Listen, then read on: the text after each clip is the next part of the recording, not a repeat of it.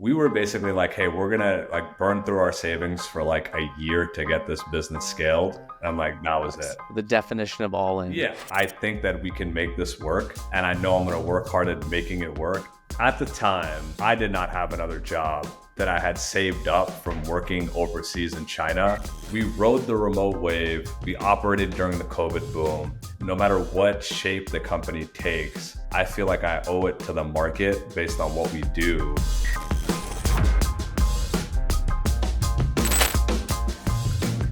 Hey, Look who it is. dude? Hey, sorry, I'm Look what I just fucking. look what I got for you. That looks great. Huh? That looks Yeah? great. Yeah. I'm feeling very Joe Rogan right now. Dude, so yeah, so what part of New York are you in right now? I have been all over the island today. I'm staying in the Lower East Side. I've been up on 59th, and then I went down to Irving Place, and then I had to go to Balthazar. Like it's all just sort of wherever the Uber driver is currently taking me. And I've been planning it so much so that it's literally within minutes. And Matt, who's running this whole show, is amazing. And I walk in like 12 minutes before we start doing this. So I'm in that. Is this founder mode? Yeah. Hey, I read that article. I fucking believe it. That shit is real. I know it's getting a lot of heat, but I 100% agree with it. No. But I also have lived so long in whatever the opposite is, which is like, I need you in the office. There are levels in hierarchy. You just need to I need everyone to come in here. I have things to say. Yeah.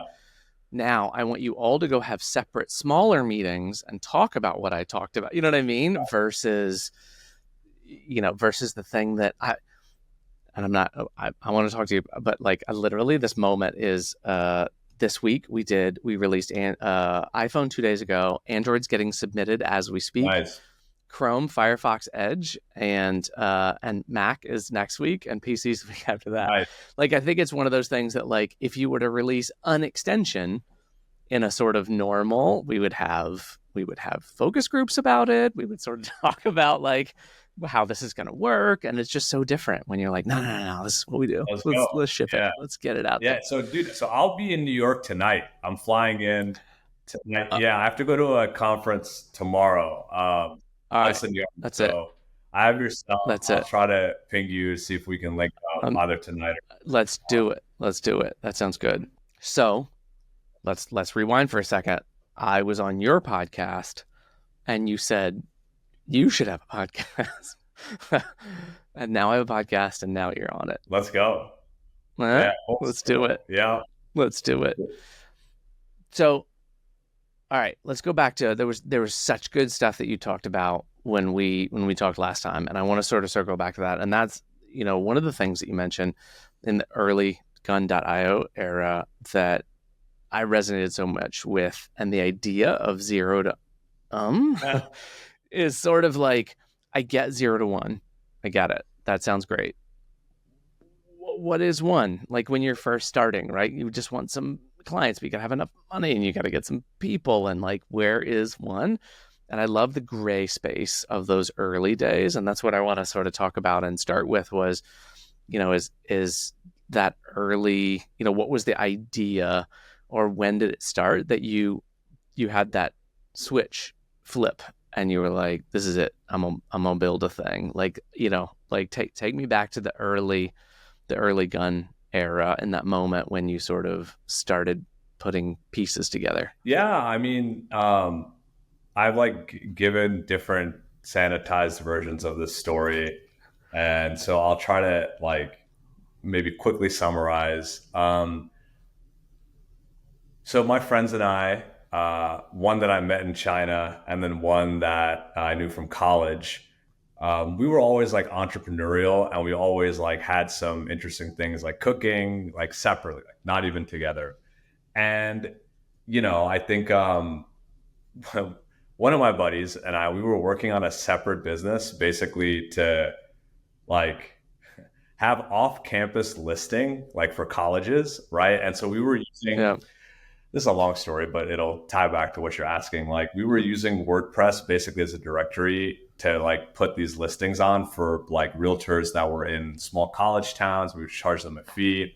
And we basically ran up to the limits of what the tech could do. So we needed to find a PHP developer. And because, we could tinker with it. We were also working with a firm like in Pennsylvania at the time.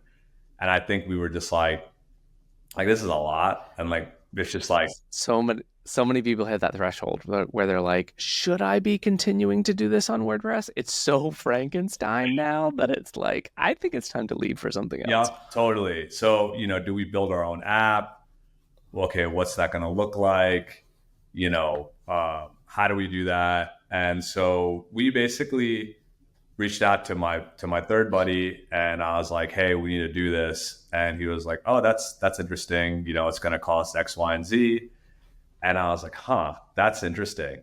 I don't know, like I would have to pre-sell a bunch more to be able to afford to do this build. And I was like, maybe I need to take on freelance work to like go basically support us building this thing. And so after a series of conversations, what we basically came to is we were like, the actual idea is probably somewhere in like, we should just build a business that enables people to find like vetted developers. Cause that actually seems like way more of a pain point. Cause that was like the critical choke point for us to be able to do our thing, like as a company, right? Wait, whoa. And what was that period between we bought a domain, we set up WordPress, and then we sort of pivoted to developers? What was that That's a timeline? good question. It was about a year into building that off-campus business. And so like I'm a salesperson at heart. Like my first like action with the off-campus listing thing was like we just went and cold called a bunch of realtors, right? And that was it, right? You just like did that 8 hours a day. You found a list, went after, and you're like, hey, you Yeah. got this thing. Do you want to do business with us? I think markets have gotten more saturated today, so it's probably harder to do that. It's my observation, but yeah, it was about a year into that, and we had generated some revenue, not much. And so we just kind of made a decision, like as a group, like, hey, we should try this other thing with vetted developers. And there were a couple of companies like kind of doing this already, like at a very small scale. The space has since, gotten more mature and people have rebranded and blah, blah, blah. But yeah, there's about a year into operation. Then we just basically shut that concern down, then basically made a new concern, like a new C Corp, Delaware C hmm Corp, had the domain, and then, built the V1 and got after it. So that's But who's working other jobs? Who's doing other things during this period? Does everyone sort of have a job? Is it or how much? What was the focus during that year, and then also into the pivot? that's a great question. So at the time, I did not have another job. I had some money that I had saved up from working overseas in China. Same with my other buddy, and then my third buddy, our CTO at the time. I think he was working on some freelance contracts, so he had some income coming in. But like, we were basically like, hey, we're gonna like burn through our savings for like a year to get this business scaled, and like that was it, Nice. you know? So the definition of all in. Yeah, yeah, yeah. Be- Nice. Because at the time we were just like, well, we'll like bookend it to a year, right? And I was pretty confident that like I could get revenue into the business in like two Yeah. months, right? And so I wasn't worried about like, is this a errant venture? I was more so like, when will us burning through like 60 grand of savings each start to yield, Right. and generated income? But I kind of figured that like in the first couple of months into Gun, we could make enough to where like, hey, we each get a grand, 2 grand coming in. That pays for eating, maybe not rent, you Yeah. know? Um, right. So that's just how we thought about it. This was a long time ago. I think like the markets have changed tremendously. Like it's very hard to live off $2,000 a month today. Yeah, totally. So, you know, But where did that come from a mindset perspective? Like, and we'll go back a little bit further, but like, is that, have you always sort of been like, what got to that place where you decided to go into it and you were like, I want to burn through 60 grand worth of savings because I know this is going to work, versus that, like, let me test a little something, let me put a little POC out there, let me ask a few customers if they want it maybe before I start to dive into it, versus like, no, I know this is the thing and I'm going to go do it and burn through all that. Like, is that how you're built? Is that something you learned from a family perspective, or? yeah, that's a good question. No family. I mean, my parents to this day still think I'm uneducated for only having a bachelor's degree, which is funny, right? Because you're Indian, so when you grow up around Indian people, they're like, if you have a master's, then you're like starting to be educated. Anyway, so yeah, there's no entrepreneurial bent in my family generally. Right. So I think just to zero in on the question, it was like, where did the mindset come from of being all in? I think I didn't see like another alternative. Like I just in my head I was like, I think that we can make this work, and I know I'm going to work hard at making it work. And I mentioned this on another podcast, but it's like I was like, man, if Mark Zuckerberg, who went to Harvard, like can build $1 billion company, I went to his fucking safety school, like I could build $1 million business. It might take me twice as long, but I knew I could do it. You know what I mean? Totally. Yeah. You have a good team with you. You got two cool founders that are good friends. Like, I don't know, like you can make it happen with 3 people. And so, yeah, I think as far as the implementation, like POC versus putting it out there versus testing, I just had a meeting today where we were talking about this, but in a startup, I kind of think like it's so important to like hold in your head multiple possibilities, right? And so we basically built to go to market, we built the smallest version of what I thought we could sell to customers at the time. Just like we were like, what is the smallest amount of development cost we can bear measured in time to go to market with to generate revenue? And I knew that if we could generate revenue, I could unlock a whole series of other things. Like I could get people excited about it. I could raise investment. I could, get debt. At the time, I didn't know that to get company debt, you need to have a personal guarantee, all that stuff you find out later. But I was just like, if I could get $1 out of this business, I know I could like sell the value to be able to get the resources to scale. So basically I just we tried to laser focus on that. I think it took us about like a couple weeks to get to something commercializable. And then we just pounded the phones. So it was a very short turnaround time to like me being like, all right, idea, let's get this done. Let's execute and scale. And then as we got customer feedback, then we would put that into the product. We would iterate on the product to try to like get more revenue, right?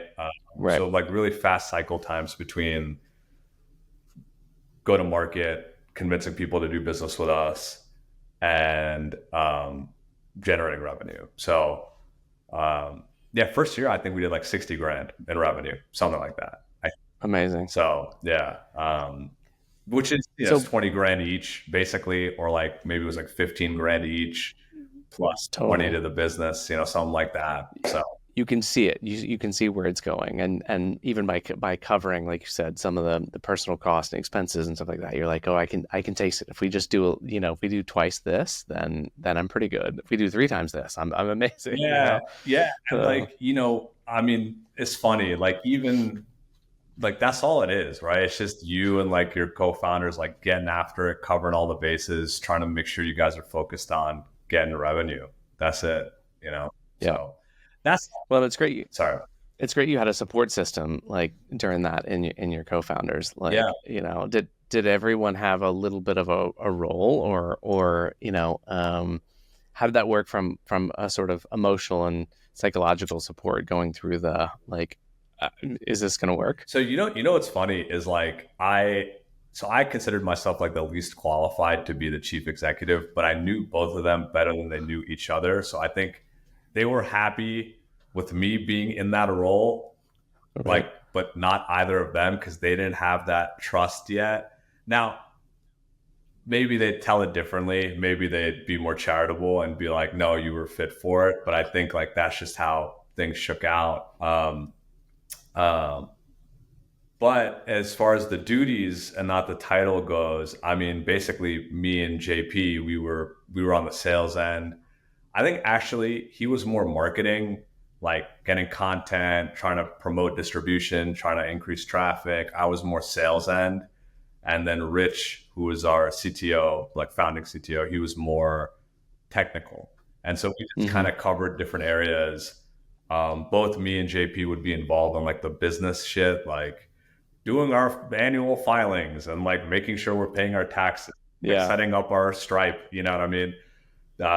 Stuff. And Rich would be more like in the code. But we all contributed like across the business, you know, if like something needed, like some copy on the site needed to be changed based on what a customer told us, I would go in there and I would try to adjust it. If Rich got an email with a company, you know, he would talk to the account or he would forward it to me and JP. Like we were just, you know, it's overlapping concerns because you're all trying to grow the business. So, Right. Yeah. Nice. What about like during those early periods, did you have, I mean, it sounded like you were pretty confident in being able to do this. Did you have, obviously there's the tape playing in your head, you know, every now and then of like, is this going to work? What am I doing? Or like, there's a little bit of that, but did you ever have sort of the valley periods where you were like, I really don't know if this is going to work or not? Or did it always feel pretty laser focused on like, I think if I just keep going, then it's going to turn into something? Oh, every year. I mean, we've been in business for like a decade. Every year I have probably a month where I'm like, fuck, we're fucked. I mean, still, that's it. What else should I get into? Yeah. Should I do something else? That happens, but I think like, and like also that happens in the span of a day too. Like you like get out of a meeting, you're like super frustrated. Like, why isn't this going well? Like, what's happening? We had this rollout. Like, why don't people, you know, this is buggy on launch, XYZ, you know, we're spending too much here. How did this happen? Why are there not financial controls in place? Like as the company scales, you still have those moments. And like, I'm working on this, but I have a tendency probably to be like really reactive, honestly. You have to manage that. Like you have to control your impulse there, but this is how I am, you know, I think you mean, so you see something comes up and you just want to dig in and fix it. I'll take care of this. All set. 100%. Yeah.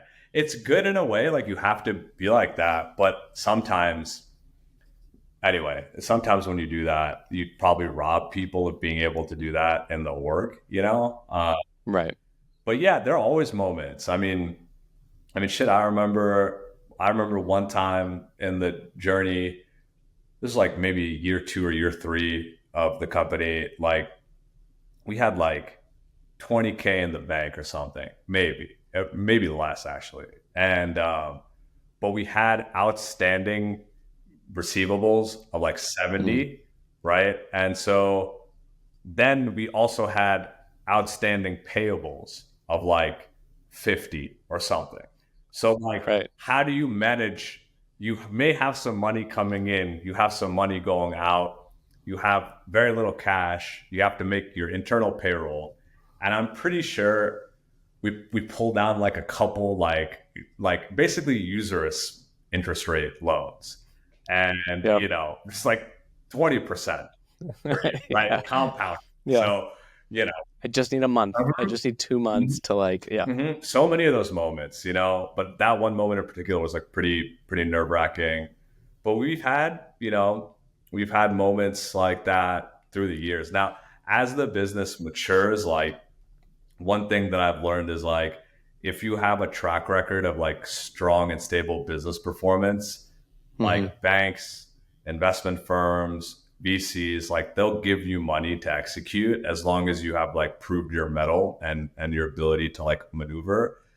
Thankfully, those concerns as our company has scaled, like if you got a good business, you always have access to capital. Now you may not like the terms, but like the capital access to be able to invest in the company, that stops being a concern over time. over time. In the early days, as you're proving out the business model, that's tricky, and you just got to be scrappy. Pull down credit cards, that whole shit. Yeah, totally. Yeah. So You pay this one off, and then this one ends up emailing you that you can get a 0%, and then you take this one, and then just move it over here, and then it's the shell game. And I'm sure the shell game happens at all levels, right? Is I just take a little bit of this and move it to here, and then until you get the momentum going. Yeah, we've done all that. All that stuff Yeah. we've done. I've done. I've Yeah. personally guaranteed. I've personally guaranteed more money than I ever had in cash, and I didn't have any other assets. So you just do that stuff to scale. That's just how it is, So. And it's so funny, we were joking earlier about founder mode and that idea, but I think there's something to the fact that if you just look at it on paper, someone, a CFO or a controller might go, this whole thing is not, no, thank you. Let's still do.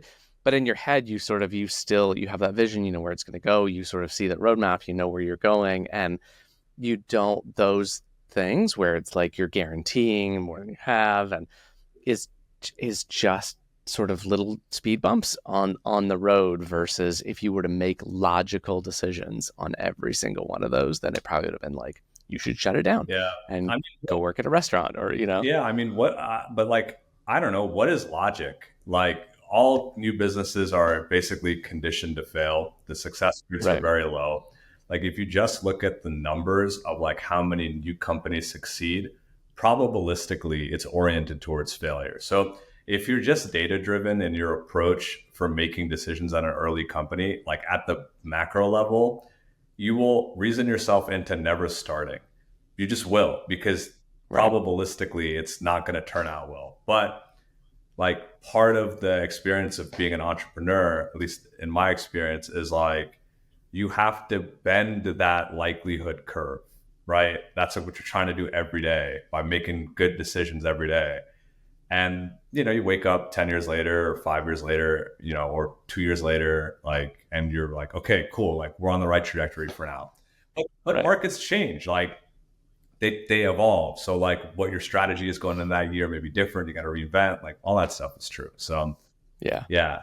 I'll tell you a funny story. I once hired a CFO, big name guy. And he was recommended by one of our staff, cool guy.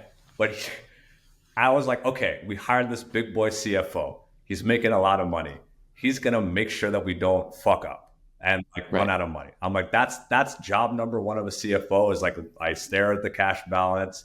I make sure all the outflows are good. All the inflows are good. I make sure my debt options are good as a company. You do all the things and you tell me, is it this or is it this? That's all I want to know. Is it this or this? 100%. And it's funny, I was, at the time I was living in New York, and the team was basically still distributed, and so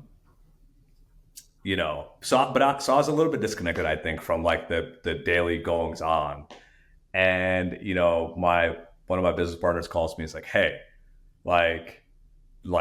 X, Y, and Z, we have, I don't even remember what the issue was, but I think he told me our cash balance and what we were spending that month. And he's I'm kind of concerned. And I'm wait, what? Why don't you call this dude and tell him this? Does he know? He's well, I tried to talk to him, but he doesn't seem to be doing anything about it. And I'm okay. So we did a meeting, and I was bro, what is going on? You're not looking at this stuff? Yeah. And he's oh, I think it'll be fine. And I'm yeah, definitely not. So, so needless to say, we made some adjustments, but even if you bring on a CFO, that stuff doesn't go away. As the entrepreneur, you're gonna know the context the best for what type of risk you can take that makes sense. That's my belief. So all those equations that you do in your head all the time. What is does the 10-year ago Teja, could you see where you're at now? Is it one of those that you would imagine yourself and in what you're doing now from a CEO perspective? And because obviously the 10-year ago version was not CEO qualified. And so getting to the place you're at, what would today tell the 10-year ago version of you? Hmm. 10, 10 years ago, I think like I had no expectations of like what I would be doing in 10 years.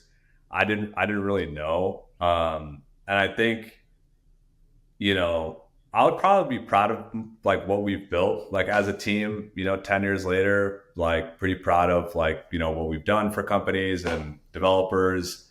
Um, but Our CTO, by the way. sorry?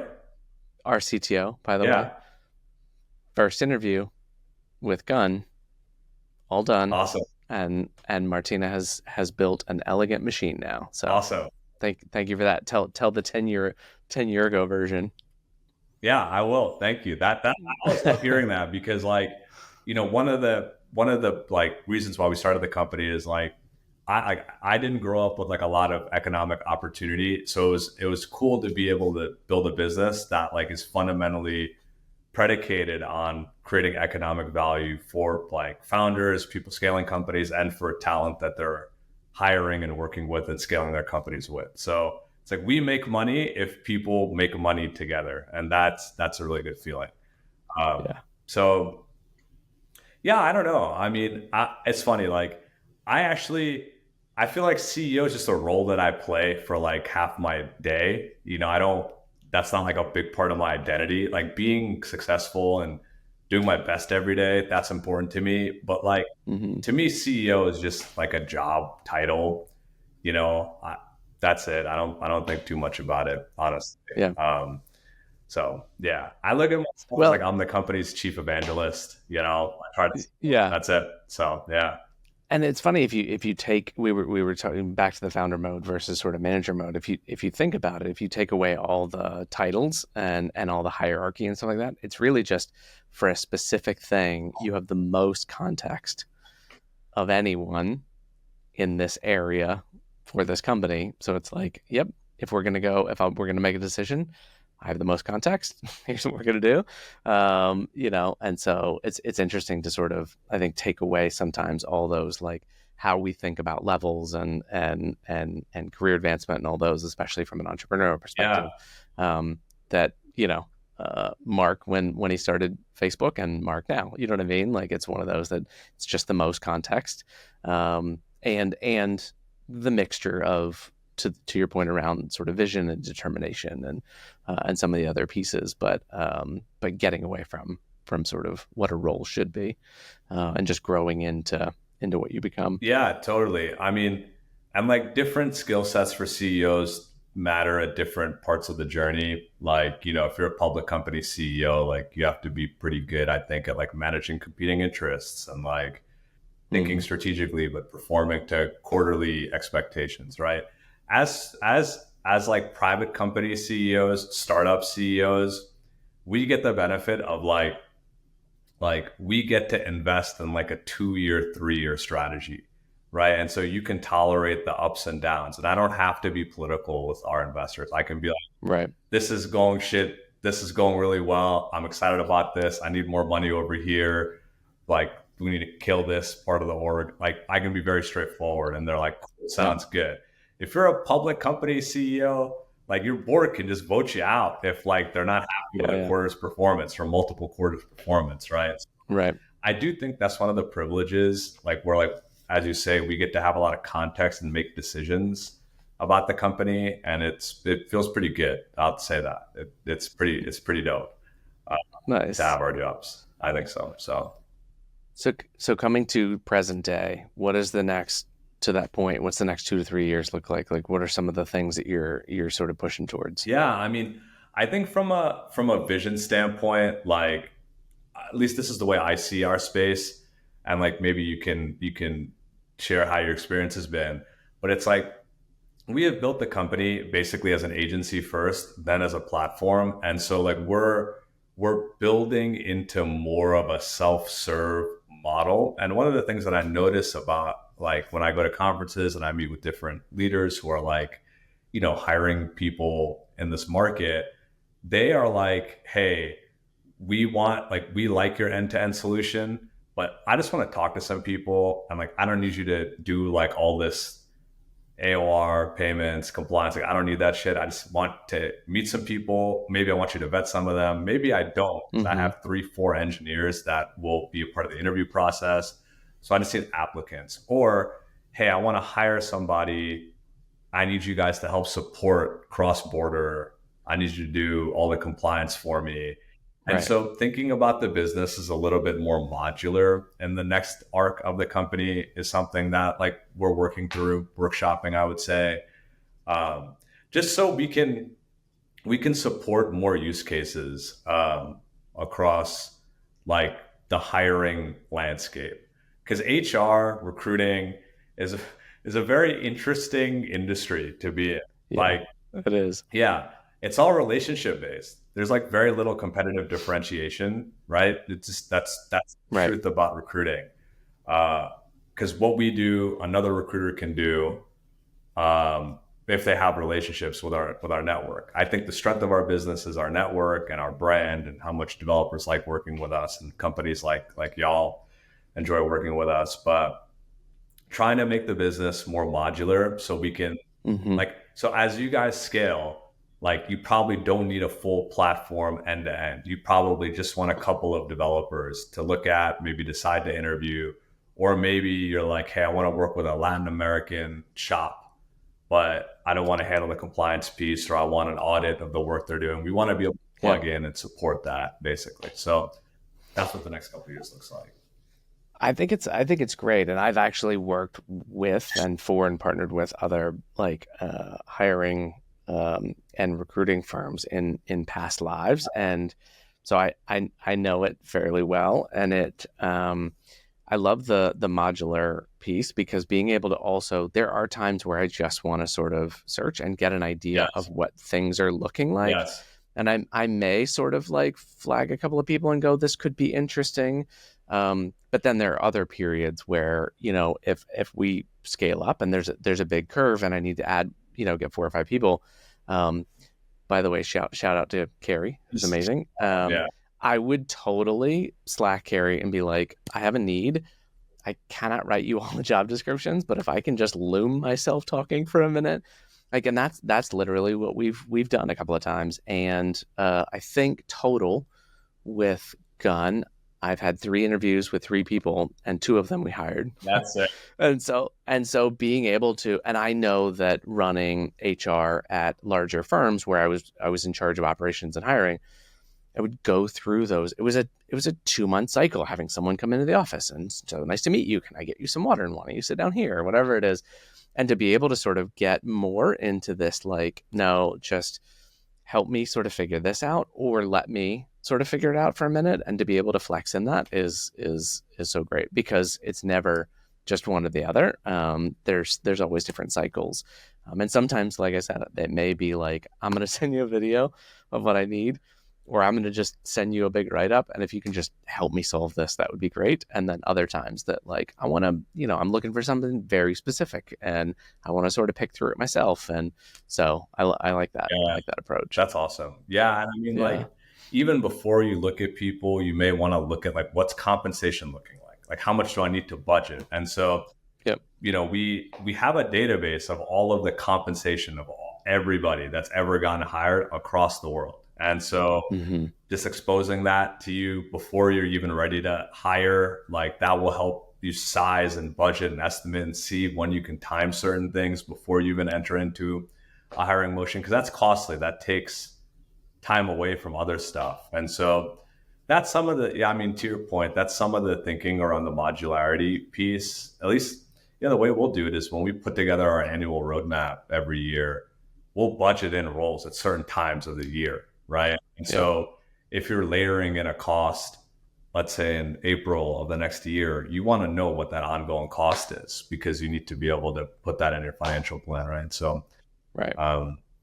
yeah, um, that's cool. You Where, guys with Loom, like your Rex, that's cool. That's awesome. I didn't know that. well, I think in this, it's interesting, this return back to office, kind of like everyone needs to go back to the office. I really think it's one of those that we still have a level of management that is just used to like seeing people and having meetings and talking and being like, I know that things are working.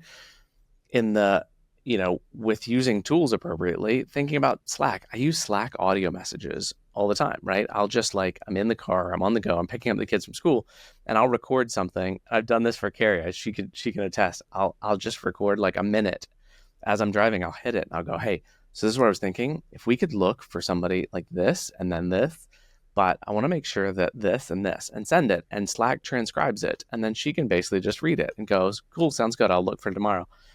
And then she sends over a few things. It's so different than I think traditionally, especially even 5 years ago or more, where it was I had an email from a recruiter.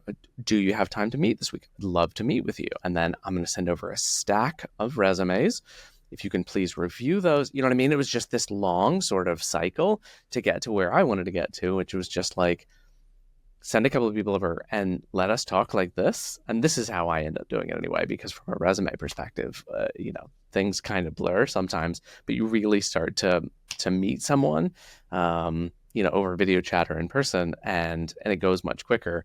But basically compressing that time of all the formalities that we do as a large recruiting firm versus let's just sort of use the tools that we have now. Let's cut to the chase. Let's get right down to it. I'll give you that. And it saves, from a company perspective, it saves us both overhead hours of all the sort of formalities that go into things sometimes. Yeah, a ton. The cool thing is actually, I'm pretty excited about this. We'll have scheduling in the app like tomorrow. So if you need to schedule your interviews, that's all done like automatically, which I have long time wanted, because I hate scheduling stuff. It's the worst. Yeah. And so, it's like, how do we not have a calendar integration in this app? It's crazy. So I'm a big Calendly. I have 5 different calendars and they're all sort of set up right. But it is one of those that I love more than anything. If someone said, we should totally meet about that, it'd take about 3 seconds and you got my link. I'm like, find a time that works. Yeah. Just compressing that versus going, it's Tuesday afternoon. Let me get my, or whatever. Yeah. So, amazing. So let's go, let's hit, year 1. So 0 to 1. When did you feel like you hit that sort of I'm not wondering, I'm not guessing? Was it post first raise, second raise? Was it a certain milestone that you got to where you went okay, waters are calm. I can see forward. I'm not really worried about, covering payroll by moving around the shell game or whatever. Was there a period where you got to that and you were like, okay, I can breathe for a second. Now it's time to grow? Yeah, I think it was when we probably hit so our revenue is recruiting firms have a gross top line revenue, right? Which is basically market, they call it GMV in marketplace businesses. And then we have a split that's to the business, not to the developers, right? And so we call that line item net revenue. So from a net revenue basis, I think we were doing 150, 200 a year, something like this, probably year, probably halfway into year 3, I think. Mm-hmm. That was the year that I set up the team on 50K a year salaries. I was like, cool. They have employment contracts. We have salaries. It's W2. We have a payroll provider. Real money. Yeah. That was year 3, I think. Something like that. Maybe year 2.5. And so that was a time when I was like, you know what? And this all goes to shit. I knew that we could go and make salaries. And I also knew that we could go build something else because we've done it once before. And also at that time, this is how I've always been. And the pandemic this is a little bit harder, but I'll take every meeting. Somebody wants to meet, I'll take that meeting. I don't even know what the fuck I'm doing it, but something fun will come out of it. It will be value add for them, value add for us, right? And so you just take a lot of meetings. And I think, it's still true today, but if you're running a business and you're an entrepreneur, companies want to meet with you just to explore, see what's interesting. And they will give you an offer, right? Maybe it's an offer for 25 grand for the whole business. Maybe it's hey, come take a job with us. If you've turned nothing into something, that is impressive in its own right. And by then, by year maybe by year 2, like we've already had those validation points where like people are like, oh, that's interesting. You should just come do this for us. We'll take care of your team, blah, blah, blah. And so I think like we got that, like, since I've taken every possible meeting that ever comes across, or I meet with somebody like, hey, you should talk to so-and-so. I talk to that person. They're like, meet with this person. You do all that. Somebody along the way is like, hey, this is interesting. Why don't you just come do this for our company? You just end up like you get the validation, I think, even if the financials don't reflect it yet. So my viewpoint is like, maybe the extractable principle is like, people advise you to stay focused and to stay like on a path that you really have conviction in. But I tend to just think like, meet with everybody, share what you're working on, talk about what's exciting, spend some time in framing it in a way that they care. But generally, if you do that, like you will develop confidence, or you'll pivot really quickly into something that is maybe more interesting. So yeah, by the time we were around year 3, I was like, this is something. I don't know how big it'll be. Yeah. But it's something for sure. Yeah. Yeah. I'm sure there's also a moment of just like exhale where, to your point, like payroll's just running. Nice. And people are getting paid, and you know what I mean, and that you get to sort of take a breath that you got to that point. And I could see that as just a big chapter change also, that probably propelled you to go, okay, now what, you know what I mean? Like, let's take this and run with it. I'm not having to sort of walk uphill the whole time, that's awesome. Yeah. And this depends on like every industry. But what I have found is like VCs in particular, they really care about like, what is your competitive differentiation? What is unique about your product? And like, you will spend a lot of cycles thinking about the market, thinking about what to build, spending cycles on how it's being built exactly. And at least for our business, and I probably came to this like a couple of years too late. Like, you remember this in the early days, then you forget as you're scaling, and then it like reemerges. But yeah, what I found is like, if you just meet with people and they like what you're up to, they will find a way to tell you how you need to improve your product to get their business. That's it. And the differentiation piece like kind of takes care of itself if you're customer focused, like customer value focused. So yeah, I mean, it's like, what's the difference between OpenAI and any of the other LLMs? There's no difference. They just get a lot of money. They were first to market. They have the relationships to scale it. Like, that's it. Yeah. Totally. So that's how I think about it. So let's go to the beyond the 2 to 3 years. Can you see yourself, either 10 or 20 years in the future, like either beyond gun or retire? Can you see yourself retiring at any point, or would you see yourself just doing this again? Or what does the future look like sort of beyond 10 years from now? Yeah, I mean, I would say like I've been pretty lucky. Like, our team has been pretty lucky, like from a financial dimension. Like, we rode the remote wave. We operated during the COVID boom. This last year, and I would say this year, is a little bit more challenging in staffing. But, you have to take a broad view on these things, I think. I mean, for me, I do this not because of the financial reasons. I do this because it's fun. But there will probably be a point in the next couple of years where like either I am not well suited to like work 12 hours a day, or like the company gets bigger than like what I'm able to add value to, and like then maybe it's time to bring in somebody from another background, or consider a transition or something like that. But I will tell you, like, there's this dude who runs SoftBank, and like they've gotten in the press for like making some poor investments, but I like the founder's worldview, where he's like, he wants to build like 100-year business, right? And that's the way that I think about our company, is like, whether or not I'm at the helm of the company, no matter what shape the company takes, I feel like I owe it to the market, based on what we do, to set up the company to be an ongoing concern for the next 90 years.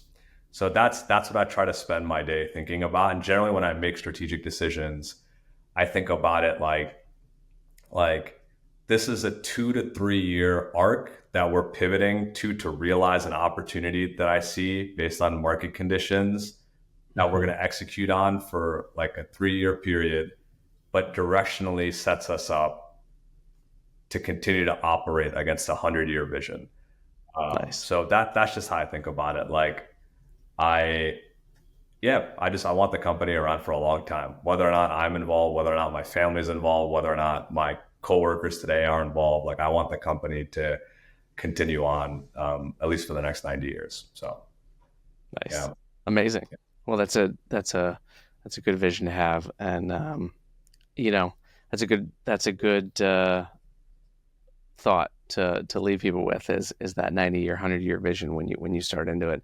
And I love that 10 years ago you were like, okay, I'm all in and I'm going to start doing this. And, you know, you've gotten to where you're at now. And I love the company. And I love that you're setting it up for the long-term success. So, amazing. You're coming into New York tonight. So yeah, my flight leaves at 6:40 Nashville time. So I'll ping you when I'm there. I may just go directly to the hotel, but I'll see where you're at and see if we can meet Greg or something.